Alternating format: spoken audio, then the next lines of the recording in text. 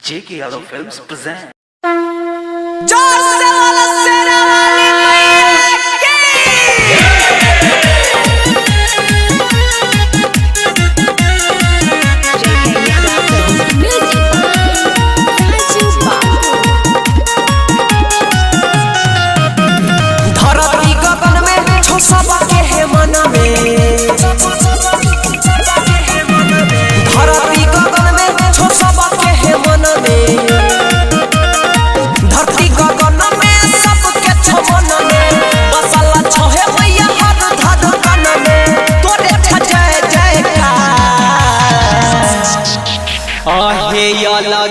लगे रूपवा अच्छा भले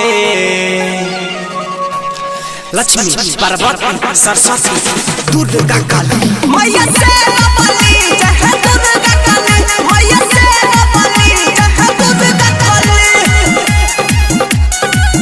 JK Yadav Films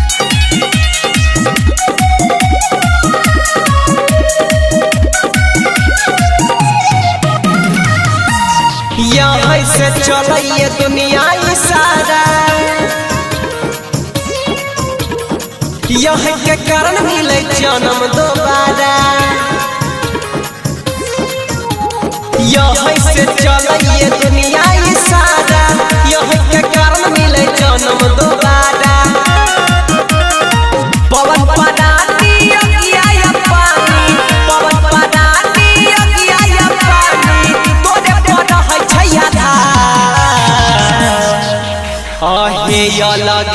लगे रूपवा अच्छा भले लक्ष्मी पार्वती सरस्वती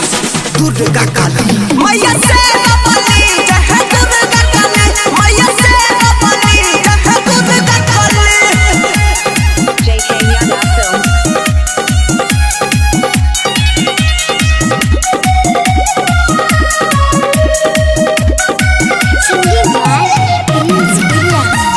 ममता महानमया छिए जन जन में भाग्य से जगह मिले यहाँ के शरण में ममता महानमया छिए जन जन में भाग्य से जगह मिले यहाँ के शरण में राइटर धीरज यहाँ के पीरी सफर राइटर धीरज यहाँ के पीरी सफर क्या हो भैया